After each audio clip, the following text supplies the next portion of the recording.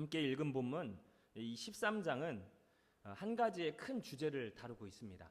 마태복음 13장이 통으로 다루고 있는 주제가 있다는 것입니다. 그것은 바로 천국입니다.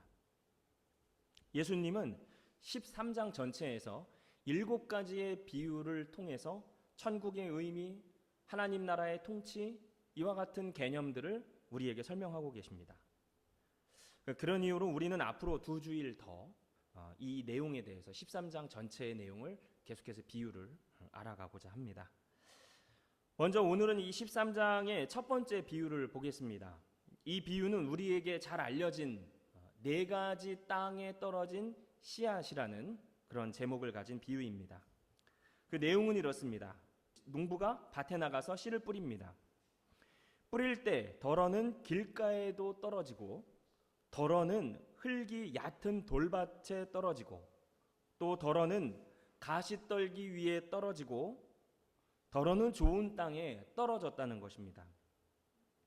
여기서 좋은 땅에 떨어진 씨는 결실을 맺고, 나머지 땅에 떨어진 씨들은 새가 와서 먹거나 뿌리를 깊이 내리지 못해 죽거나 강한 햇빛에 말라 죽거나 했다는 것입니다. 그리고 나서 예수님은 18절부터 이 비유에 대해서 제자들에게 설명을 해주십니다. 그래서 오늘 본문이 1절로 9절, 18절에서 23절까지 이렇게 끊어서 우리가 보게 된 것입니다. 먼저 이 씨는 천국의 말씀, 복음을 뜻하는 것입니다. 이 천국 복음을 들었을 때 어떤 사람은 악한 자, 즉 사단이 와서 그 말씀이 마음에 심기우지 못하도록 가로채 간다는 것입니다. 이것은 복음을 듣기는 하지만 그것을 어떤 가치도 없는 것으로 여기는 사람들을 두고 말하는 것이죠. 이것이 씨가 길가에 뿌려진 경우입니다. 다음으로는 말씀을 듣고 곧 기쁨으로 받아들이지만 그 속에 뿌리가 없음으로 인해서 박해나 어려움이 올 때 금세 넘어지는 사람이 있다는 것이죠. 복음을 전하면 관심을 갖고 호기심을 갖는 분들이 종종 있습니다. 그리고 교회에 몇 번 나오기도 하죠.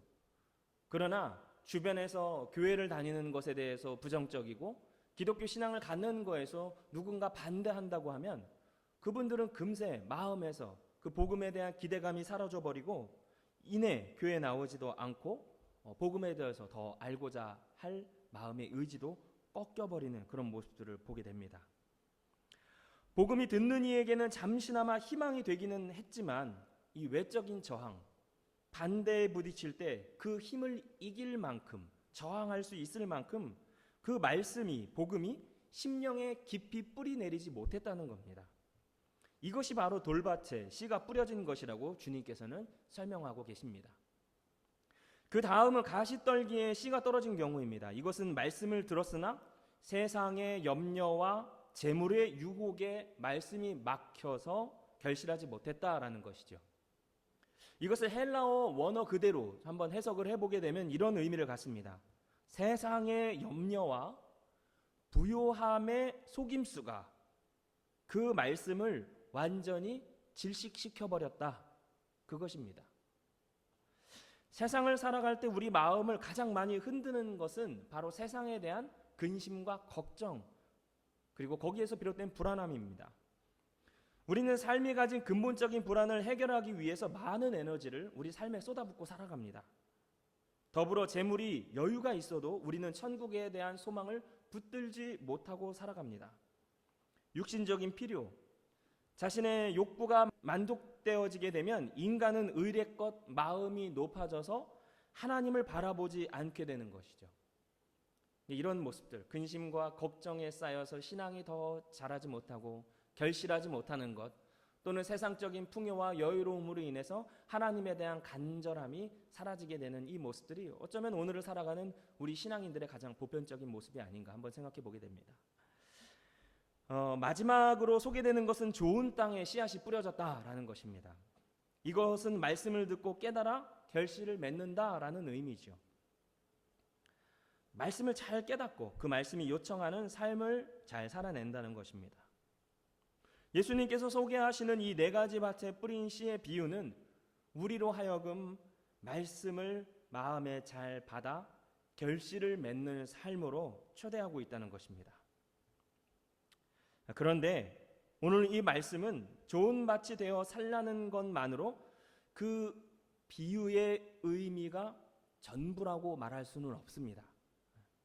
말씀을 묵상할 때 우리는 성급히 교훈을 찾으려는 우리의 그 착한 본성이 그런 결론으로만 우리의 생각을 이끌기 때문이죠. 본문을 읽고 묵상하다 보면 쉽게 우리가 여기에서 교훈을 찾아내게 되는데 그것이 바로 우리가 좋은 땅이 돼야겠다, 좋은 마음밭을 가져서 결실을 맺어야 되겠다라는 결론으로 도달하게 된다는 것입니다. 그러나 오늘은 이 말씀의 의미를 눈을 조금 다른 곳으로 돌려서 이 말씀이, 이 비유가 우리에게 본질적으로 전하고자 하는 의미를 한번 살펴보고자 합니다. 제가 이렇게 설명을 드리는 이유는 마지막 구절 23절을 보게 되면 이 23절에서 사실 좋은 밭이 되라 하는 예수님의 직접적인 지시나 권면이 없다는 겁니다. 8절의 말씀도 이 좋은 밭에 대한 비유로 설명을 하고 계시죠. 그런데 이 8절에서도 어떠한 직접적인 지시나 어떤 권면이 없습니다. 물론 이것은 비유이기 때문에 그런 직접적인 지시가 나오지 않을 수도 있습니다. 그러나 이 비유를 상세하게 설명하신 23절에서도 그 어떤 권면이나 지시가 없다라는 것을 우리는 발견할 수 있습니다. 무엇이 되라, 이렇게 해라 라는 게 없다는 거예요. 또한 그 씨앗이 땅에 떨어져 어떠한 일련의 과정을 거쳐서 결실을 맺게 되었다라는 설명이 혹시라도 되어 있다면 이러이러한 과정을 거쳐서 결실을 맺으라는 교훈으로 우리가 이해할 수도 있을 겁니다. 그런데 그마저도 나와 있지 않아요. 밭에, 좋은 밭에 심기워진 씨앗이 어떠한 과정을 거쳐서 결실을 맺게 되었는지도 나오지 않는다는 겁니다. 그래서 본문의 내용으로만 보게 되면 사실 좋은 밭이라고 결론을 내리게 된 것은 씨를 뿌린 후에 땅에서 맺은 결실을 통해서만 확인할 수 있는 겁니다. 씨를 뿌렸더니 그것이 자라서 결실을 맺었습니다. 그러니까 그제서야 알 수 있는 거예요. 좋은 땅이었네 라고 알 수 있다는 것입니다. 결국 이 씨를 뿌리고 난 후에 그 밭을 지켜봐야, 기다려봐야 천국 복음을 받아들여서 결실을 맺는 사람과 그렇지 못한 이들을 확인할 수가 있다라는 이야기죠. 오늘 본문 우리가 읽지는 않았지만 우리가 1절로 9절 그리고 18절에서 23절을 보게 됐는데 그 사이에 내용이 또 있습니다. 그래서 이 9절 내용을 보게 되면 이 비유를 하시고 나서 제자들에게 또 설명을 하시는 내용이 있습니다. 근데 여기서 예수님께서는 이사야서 6장의 말씀을 언급하고 계세요. 그 내용은 제가 이제 간단하게 설명을 드리면 이렇습니다. 이사야 선지자가 하나님께로부터 소명을 받는 그런 장면이 나오는 장입니다. 이사야서 6장의 내용인데요. 그런데 여기서 하나님께서는 이사야 선지자를 세상에 보내시면서 이렇게 말씀을 하십니다. 백성들의 마음이 완악하여서 들어도 깨닫지 못하고 보아도 알지 못할 것이다. 하나님의 말씀을 안타까움을 갖고 선지자가 전해도 듣지 않는다라는 겁니다. 이사야 선지자를 세상에 보내시면서 내 말씀을 전해라 하고 보내시면서 근데 네가 가서 전해도 아무도 듣지 않을 것이다 라고 이야기를 했다는 거예요. 예수님께서 그 이야기를 지금 제자들에게 하고 계신 것입니다. 전해도 듣지 않을 것이다. 자, 우리 지난주일의 말씀을 혹시 기억하십니까? 어린아이들이 피리를 불어도 춤추지 않고 장내가 나서 곡을 하여도 듣지 않는다. 이 말씀을 전했죠. 예수님께서 요한과 자신이 유대 사회에 천국의 복음을 전했는데 이렇게도 전해보고 저렇게도 전해봤는데 듣지 않는다라고 탄식하시는 내용이었습니다. 이렇게 마태복음은 11장 그리고 12장에서 계속해서 무엇을 전하고 있느냐? 유대의 지도자들이 예수님의 복음을 듣지 않고 거부하면서 지속적으로 예수님과 갈등을 일으키는 장면을 이야기합니다. 그리고 오늘 13장이 나오는 거예요. 이런 맥락을 갖고 오늘의 본문을 보게 되면 예수님께서도 유대 사회에 천국의 복음을 전하시지만 다 듣는 것이 아니라 듣고도 받아들이지 않는 사람들, 들었지만 곧 넘어지는 사람들, 그리고 듣고 결실을 맺는 사람들이 있다라고 제자들에게 이야기를 하고 있는 겁니다. 그러니까 11장부터 쭉 그 맥락을 따라서 우리가 들어와야 이해를 할 수 있는 부분이죠. 그렇다면 우리는 이 예수님의 비유의 의도를 어떻게 받아들여야 할까요? 지금 여러분들 표정을 보면 점점 미궁 속으로 빠져드는 그런 표정이신 것 같아요. 제 설교가 그렇습니다. 끝에 가야 진실이 드러나는 법이죠. 우리는 먼저 오늘 예수님께서 말씀을 하시는 이 씨 뿌리는 자에 대해서 조금 더 집중해 볼 필요가 있어요. 씨 뿌리는 자. 예수님께서는 비유로 말씀하실 때는 청중들로 하여금 이해하기가 쉽도록 그들에게 익숙한 상황이나 물건을 통해서 설명을 해주셨어요. 그게 이제 비유의 말씀입니다. 오늘 등장하는 이 씨 뿌리는 자도 마찬가지입니다. 이것은 당시 유대 사회, 팔레스틴 지역의 농사법을 염두에 두고 설명을 하고 계신 거예요. 유대 사회에서 아주 일상적인 일반적인 농경 문화를 예수님께서 말씀하시는 겁니다. 일반적으로 우리나라나 서구식 농사법은 어떻습니까? 우리가 무언가 씨를 뿌리려면 무엇을 하죠? 밭을 경작하게 됩니다. 먼저 기경을 하죠. 부드러운 땅으로 먼저 만들어 놔야 합니다. 일항도 만들고 그리고 나서 거기에 씨를 심고 모종을 내죠. 그러나 이 유대 지역의 농사법은 정반대였습니다. 재밌게도 먼저 씨를 뿌리고 나서 흙을 그 위에 덮는 방식이에요. 왜 그런 비효율적인 방법을 선택하나? 이유는 간단합니다. 유대 지역의 흙이 깊지 않기 때문입니다. 그리고 비가 많이 오지 않기 때문에 땅이 아주 단단하게 굳어 있어요. 그리고 그 밑에는 조금만 파보면 다 뭐가 있습니까? 다 안반들이에요. 그것이 유대 지역의 토양입니다. 그러니 사람들이 일일이 밭을 가는 것보다 그냥 먼저 씨를 무작위로 뿌리는 것이 훨씬 더 쉬운 일입니다. 그 밭을 다 가려면 소가 있어야 하거나 사람을 써서 일하려면 인건비가 꽤나 많이 나오게 되는 것이죠.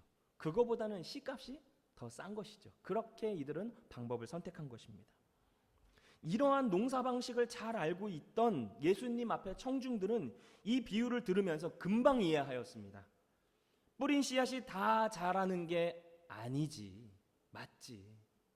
씨를 뿌리면 자라는 땅이 있고 안 자라는 땅이 있지. 그거는 나와 봐야 알지. 이들은 금방 이해하였습니다.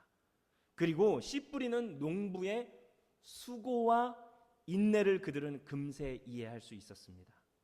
그리고 어디에서라도 결실이 생겨나길 바라는 농부의 간절함도 이들은 나의 일과 마찬가지로 이해할 수 있었다는 것이죠. 오늘 말씀에서 씨 뿌리는 자는 바로 예수님을 뜻합니다. 예수님은 전에도 듣지 않는 사람들이 많을 것이라는 것을 잘 알고 계셨습니다. 그럼에도 자신의 생명이 위협을 받으면서까지도 끊임없이 이 불특정 다수에게 천국의 복음을 전하셨던 이유는 무엇일까요? 그것은 바로 주님의 제한 없는 자비와 인내 때문입니다. 하나님의 부르심은 조건과 제한이 없기 때문이죠. 누구든지 오라 하는 것입니다. 주님은 완악한 마음을 가진 사람이라도 복음을 듣고 말씀을 듣고 그 마음에 돌아서기를, 그 완악함에서 마음을 돌이키기를 바라시기 때문이죠. 아직 마음이 채다 열리지 않은 이들도 돌아오기를 바라는 것입니다. 그래서 오늘 본문에 의하면 예수님은 그 복음을 뿌리시고 결실이 나기까지 기다리신다라는 겁니다. 우리는 복음을 듣고 이미 알고 있습니다. 그런데 우리의 신앙의 모습은 어떠할까요? 삶이 고단할 때는 그 고단함에 파묻혀 하나님을 붙들지 못합니다. 반대로 삶이 여유 있을 때에는 그 삶이 주는 윤택함을 누리느라 하나님을 또 붙들지 않습니다. 기억하지 않는 삶을 살아가기 일쑤죠. 그런 우리를 주님께서는 늘 예배로 불러주시고 죄사함의 은혜를 베풀어 주십니다. 또한 우리에게 천국의 말씀을 전해주시죠. 또한 성찬을 통해 자신의 몸과 보혈을 나누시며 우리와 함께 하시는 하나님이심을 알게 해 주십니다. 매주일 우리를 이 자리로 불러놓는다는 거예요. 세상의 염려와 재물의 유혹, 환난이나 박해로 인해 결실하지 못하는 우리의 마음밭에도 불구하고 여전히 우리에게 천국 복음을 선언하신다는 것입니다. 또다시 불러주시고 손 내밀어 주시는 거예요. 오라, 오라, 누구든지 내게 오라. 그렇기 때문에 주님께서는 늘 우리에게 그 천국의 복음을 선포하시는 것입니다. 좋은 밭이 되는 것이 은혜를 받는 조건이 된다면 우리는 아마도 한참 부족한 존재들일 것입니다. 그 부름에 응하지 못할 존재들인 것이죠. 그럼에도 불구하고 우리 마음에 복음이, 하나님의 말씀이 여전히 뿌려진다는 것입니다. 예수님께서 다시 이 땅에 오실 그날까지 여전히 교회를 통해 복음을 전하시고 말씀을 통해 우리가 결실을 맺도록 기다린다는 것이죠. 우리는 예수님께서 얼마나 큰 자비와 인내로 우리에게 천국의 복음을 전하고 계신지 우리 마음속에 잘 새겨둬야 할 것입니다. 그런데 재밌는 것은 예수님께서는 이 씨가 천국 말씀이다라고 가르쳐 주셔요. 씨앗 뿌린 씨가 천국의 말씀이다.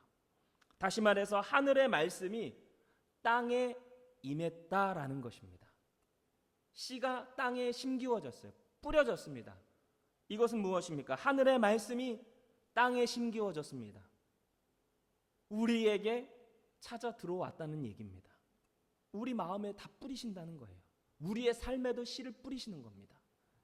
이런 예수님의 가르침은 천국에 대한 우리의 생각을 새롭게 만듭니다. 우리가 일반적으로 생각하는 천국, 여러분 천국이 어디라고 생각하십니까? 가장 먼저 생각나는 것, 죽으면 가는 그 어디, 하나님이 계신 곳.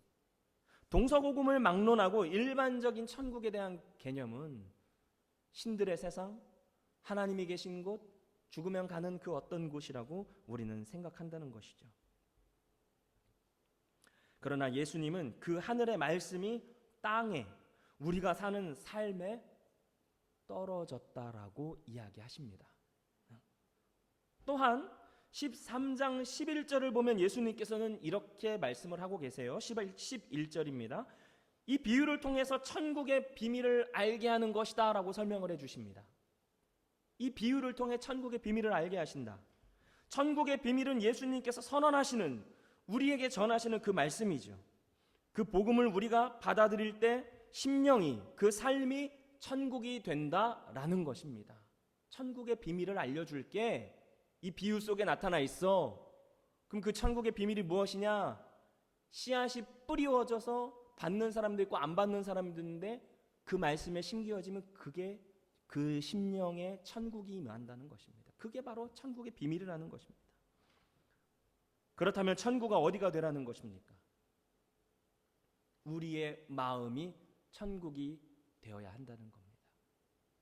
더 나아가 우리의 삶, 우리의 가족과 이웃과 더불어 살아가는 우리의 삶의 자리가 주님께서 뿌리시는 그 말씀이 자리를 잡을 때 천국이 될 수 있다는 것입니다. 그것이 바로 천국이다.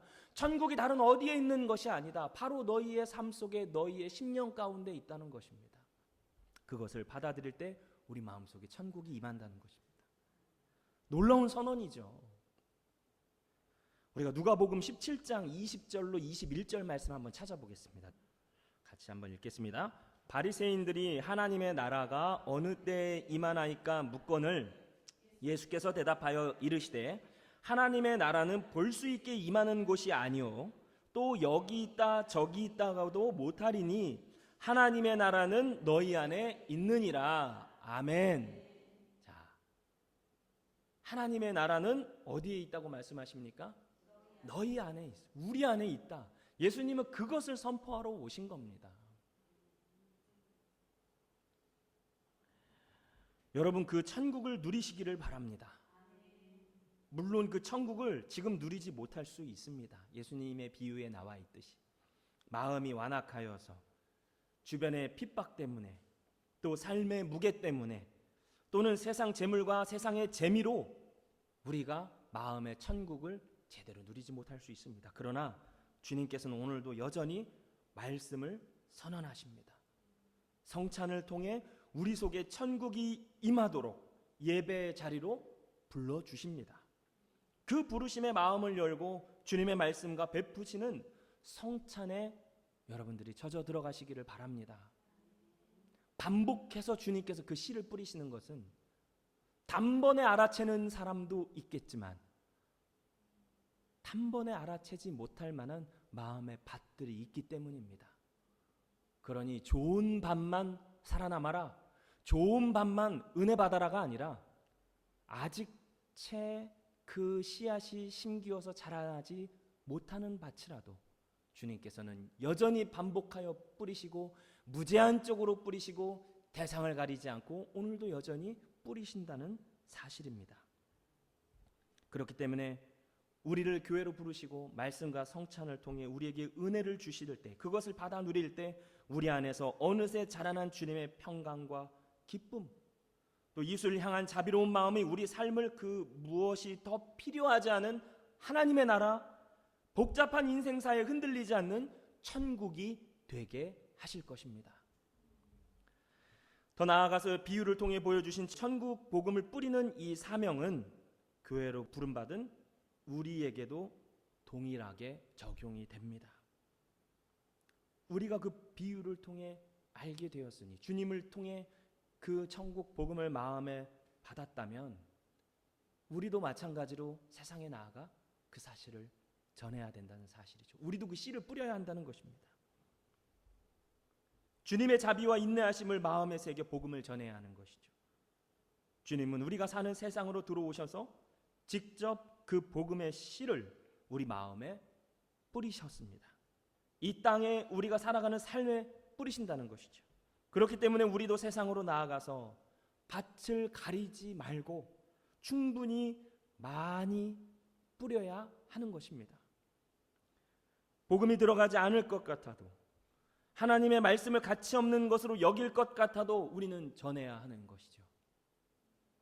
그렇다면 우리가 세상에 나가 저들의 마음에 심어줘야 할 씨앗은, 그 말씀의 씨앗은 무엇일까요?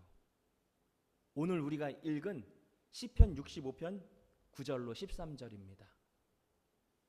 다시 한번 보겠습니다. 우리 함께 한 목소리로 한번 읽어보겠습니다. 시편 65편 9절로 13절, 오늘 교회력에 따라서 우리가 함께 읽었던 시편의 찬송입니다. 한 목소리로 다시 한번 읽어보겠습니다. 시작. 땅을 돌보사 물을 대어 심히 윤택하게 하시며 하나님의 강에 물이 가득하게 하시고 이같이 땅을 예비하신 후에 그들에게 곡식을 주시나이다. 주께서 밭고랑에 물을 넉넉히 대사 그 이랑을 평평하게 하시며 또 담비로 부드럽게 하시고 그 싹에 복을 주시나이다. 주의 은택으로 하늘을 관시으시니 주의 길에는 기름방울이 떨어지며 들의 초장에도 떨어지니 작은 산들이 기쁨으로 띠를 띄었나이다. 초장은 양떼로 옷 입었고 골짜기는 곡식으로 덮였음에 그들이 다 즐거이 외치고 또 노래하나이다. 아멘. 여러분, 이것이 하나님께서 우리에게 주시는 축복의 말씀이고 이것을 우리가 받아 누릴 수 있는 근거가 되는 그런 말씀인 줄로 믿습니다. 우리의 신앙적 조건이 열심이라는 것이 조건이 되는 것이 아니라, 우리의 노력이 조건이 되는 것이 아니라 그저 하나님께로 나아갈 길이 예수 그리스도를 통해 열렸기 때문에 우리를 하나님의 자녀로 받아주시는 것이죠. 하나님께서는 우리를 자녀로 받아주셨기에 우리를 돌보아 주신다는 것입니다. 그 돌보심의 은혜로 백성들은 우리가 함께 읽은 이 시편 65편 9절로 13절의 고백이 그들의 입술로부터 터져 나오는 것입니다. 우리의 삶을 이끄시는 것입니다. 우리 삶의 자리가 어떠하든지 선한 결과를 만들어낸다는 것입니다. 종국에는 하나님께서 승리하심을 얻게 하신다는 것입니다. 예수 그리스도께서 죽음으로 가셨지만 부활로서 승리하신 것처럼 어떠한 죽음의 자리에서도 우리를 다시 승리의 자리로 부활시켜 일으켜 세우실 것이라는 것입니다. 그러니 세상 일에 두려워하지 말라는 것이죠. 그리고 평안하라는 것입니다. 그 말씀이 저들의 마음에 심겨질 때 그들의 마음에도 천국이 임하게 될 줄로 믿습니다. 그들의 심령 가운데 구원이 임할 줄로 믿습니다. 예수 믿고 천국 가서 내가 죽으면 그 어느 날 천국에 간다라는 믿음도 있겠지만, 더 중요한 것은 예수 그리스도를 통해 오늘 우리의 삶이 천국이 될 수 있다는 것을 그들이 믿게 될 수 있기를 바랍니다. 그렇게 우리의 심령에 먼저 천국에 임하기를 바랍니다. 오늘 이 예배 자리에서 그 천국이 풍성해지기를 원합니다. 그리고 그 기쁨을 세상에 나가 전할 수 있는 우리 교회가 되기를 바랍니다. 함께 기도하겠습니다.